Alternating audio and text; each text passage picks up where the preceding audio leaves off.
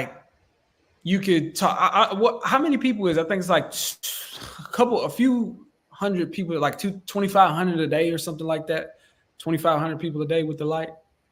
I can't remember, but thinking about just being a solo person, how many people you can talk to in the dialer, or how many people you can hand dial, or just when you talk about text message, you could reach a lot of people with just that light, and just stay consistent, dude. The light is at the end of the tunnel with the light, for sure, for sure.